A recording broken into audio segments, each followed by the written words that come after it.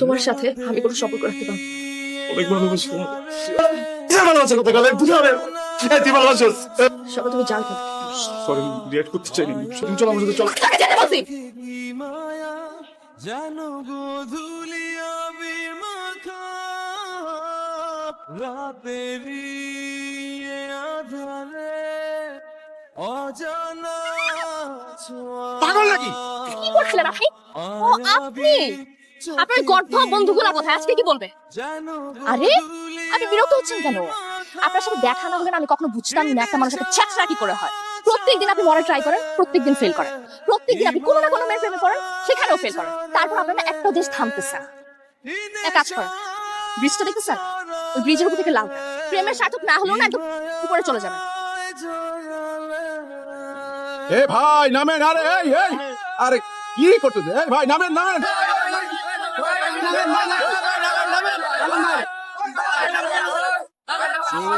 না না ভাই, কেউ ওনাকে থামায়েন না।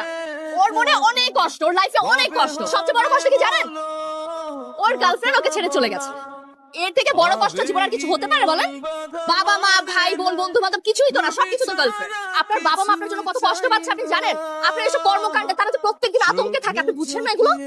আপনি এক কাজ করেন, আপনি তাদেরকে এই মানসিক কষ্টটা না দিয়ে আগে তাদেরকে মেরে ফেলেন, তারপর আপনি মরে যান। কথা বলা আবেগী মন বাধা মানে না। এই যে দেখুন, এখানে প্রত্যেকটা মানুষ মরণ ব্যাধিতে আক্রান্ত। ওরা কিন্তু জানে যে ওদের অনেক বড় একটা অসুখ হয়েছে, কিন্তু তারপরে দেখুন ওদের মধ্যে বেঁচে থাকার কি তীব্র ইচ্ছে, প্রিয়জনদের সাথে কটা দিন বেশি থাকার আকাঙ্ক্ষা ওদের মধ্যে। দেখুন ওরা প্রত্যেকদিন যে কষ্টটা সহ্য করে তার থেকে মরে যাওয়াটা অনেক সহজ, কিন্তু প্রিয়জনের ভালোবাসা আর পৃথিবীতে বেঁচে থাকার এই লোভটা ওদেরকে বাঁচিয়ে রেখেছে। কখনো কখনো অন্যের কষ্ট দেখলে নিজের কষ্টটা ভুলে থাকা যায়। বাসায় যান, গিয়ে আপনার মাকে জড়িয়ে ধরুন, দেখবেন মার মুখে যখন হাসিটা ফুটবে তখন সব কষ্ট ভুলে গেছে। বন্ধু বান্ধবদের সাথে সময় কাটান, যা করতে ভালো লাগে সবকিছু করেন। একটা মেয়ের জন্য কেন মরে যেতে হবে? যে আপনি এখন একটা মেয়ের জন্য মরে যেতে চাচ্ছেন, সে আপনি কিন্তু কালকে অন্য আরেকটা মেয়ের পিছনে ছুটবেন। ইটস নর্মাল, সবার ক্ষেত্রেই হয়। যে মানুষগুলো আপনাকে ভালোবেসে আপনার সাথে থেকে গেছে তাদের জন্য বেঁচে থাকেন। কি হয়েছে? তুই হাসছিস? আল্লাহর কাছে আমি এই দোয়া করছিলাম, আল্লাহ আমার ছেলের মুখের হাসিটা ফিরিয়ে দাও, আমার ছেলেটাকে সুস্থ করে দাও।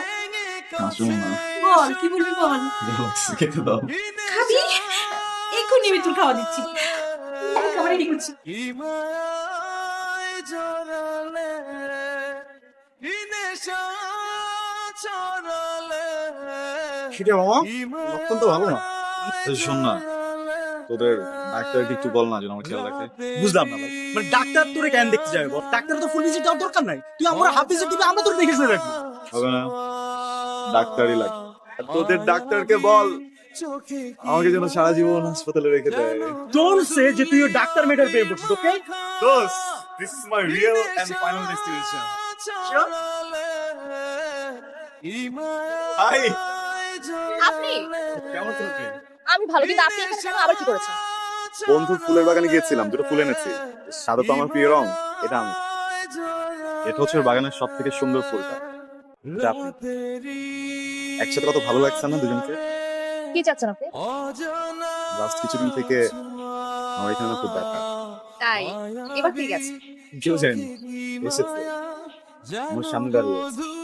আচ্ছা, আবার আপনি টায়ার্ড হন না? আর এই কথাটা আপনি এই পর্যন্ত কতগুলো মেয়েকে বলেছেন? অনেকজনকে দিয়েছি, কিন্তু আপনার ব্যাপারটা একটু স্পেশাল, কারণ আপনি আমার সত্যিকারের এবং শেষ ভালোবাসা। আপনার বয়স যেন কত? 25। আমার 28। ওয়াও, সত্যি? আর আপনার ফ্যামিলি? ফ্যামিলি আমি যেটা বলবো সেটা মেনে নিবে, শুধু আপনি রাজি হলে হয়ে যায় আর কি। আর রাজি না হলে? দেখেন আমি আপনাকে আমাকে ছাড়া বাঁচবেন না, তাই তো? আমি আপনাকে নিয়ে বাঁচতে চাই। ধরেন, তোর পছন্দ হয়নি? অনেক পছন্দ হয়েছে, কিন্তু আমি তো আপনাকে চিনি না, চিনলে ইমপ্রেস হয়ে যেতাম। দেখেন আরো ফুল আছে ওর বাগানে। হ্যাঁ আপু, ওই দিন একটা ছেলে আসলো না হাত কেটে আমাদের হসপিটালে? হ্যাঁ, ওই ছেলেটা মনে হয় আমাদেরকে ফলো করছে। দেখো পিছু। মামা তাড়াতাড়ি চলেন তো। প্লিজ আমাকে একটা বছর দাও, আমি তোমাকে অনেক ভালোবাসি, আমার জন্য তুমি আমার সব। তাই কেন ভালো লাগে আমাকে? তুমি আমার ব্যাপারে কতটুকু চাও? তুমি একজন ডাক্তার? তুমি তো শুরুতেই ভুল, আমি ডক্টর না, আমি একজন নার্স। মানুষ তো এলিয়েন তো না।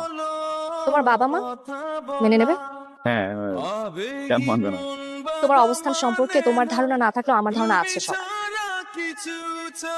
আর যদি মেনে নেয়? কখনো মেনে নেবে না। আমি মোটেও ছেলে মানুষ করছি না মা। আমি মাকে ভালোবাসি আর আমাকে বিয়ে করতে চাই। ও তোর এই প্রতিদিন নতুন নতুন প্রেম করা আর এইসব ছেলে মানুষ করা তোর লজ্জা লাগে না? বাবা তোমার যা ইচ্ছা তুমি বলো, হ্যাঁ কোনো প্রবলেম নেই, বাট আমি মাকে বিয়ে করতে চাই। আমাকে যদি বিয়ে করতে না দাও আমি সুইসাইড করবো। এই কথা কিন্তু বাবা আমাকে ব্ল্যাকমেল করতে তো খারাপ লাগে না? আমি যদি মাকে না পেয়ে তাহলে সুইসাইড করবো। কিন্তু একটা নার্সকে বাবা নার্স হলে কি প্রবলেম একটু বলো তো? সমাজে আমার অবস্থান কি তুই জানিস? এই শোনো না, আমার ছেলের জীবনে কেন তোমার স্ট্যাটাস আগে? তার কাছে তার স্ট্যাটাস এই সিনেমা বাবা, থেমে থাকে না, দ্বিধা ভেঙে কাছে শোনো, জানি তুমি আছো একা, ভাবে কেন বলো? দোস্ত, তুই হুট করে তো সিরিয়াস হয়ে গেছিস কেন? সত্যি ওকে অনেক ভালোবেসে ফেলেছি। থেমে থাকে না, দ্বিধা আপু, এটা আপনাদের বাসা? জি। সকাল তো আপনাকে খুঁজতে খুঁজতে হয় না। কেন আমাকে খুঁজবে কেন? সকাল না আপনাকে সত্যি সত্যি ভালোবেসে ফেলছে। মানে আমি আমার লাইফ ওকে এত বেশি সিরিয়াস কখনোই হইতে দেখিনি। নতুন করে সুইসাইড করার সময় চলে আসছে, তাই না? দেখেন এবার কিন্তু অন্য হসপিটাল নেবে। আপু, আপু সত্যি আপনাকে ও ভালোবেসে ফেলছে। প্লিজ আপু, আপনি জাস্ট ওর সাথে একবার দেখা করুন প্লিজ আপু। তুমি কেন আমার কাছ থেকে দূরে পালাচ্ছ? আমি তোমার থেকে এই জন্য পালিয়ে বেড়াচ্ছি কারণ তুমি যেটা চাচ্ছ সেটা সম্ভব না সব। কেন সম্ভব না? আমার বাবা মা তোমাকে নিয়ে রাজি, তোমার সবকিছু তারা মেনে নিয়েছে। আমি জাস্ট চাই তুমি আমাকে ডিস্টার্ব না করো। মায়া, আমি তোমাকে ভালোবাসি, অনেক বেশি বাসি। আর আমি যদি তোমাকে না পাই তাহলে কি সুইসাইড করবে? বাঁচবো। আমি ডিভোর্সে সব। আমি তোমাকে এটা বলতে চাইনি কারণ এই সমাজে ডিভোর্স নিয়ে টিকে থাকাটা অনেকটা। আমি জানি এটা জানার পর তুমি আমার সাথে থাকবে আর তখন আমাকে অনেক কিছু পেয়েছো। আমি একবার যখন তোমার এই হাত ধরেছি কখন চাই এটা ইনফ্যাচুয়েশন। এত বড় একটা ডিসিশন হুট করে নেওয়াটা তো ছেলে মানুষ। মোটা ছেলে মানুষ। যদি চাও আমরা কালকে হই।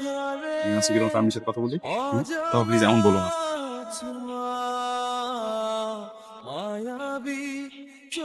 অসম্ভব, এটা আমি কোনোদিন মেনে নিতে পারবো না। একটা ডিভোর্সি মেয়েকে বিয়ে করার জন্য বোধ ধরেছে। তুই ডিসিশন দেয়ার কে? তুই তো নিজে কিছুই করতে পারিস না।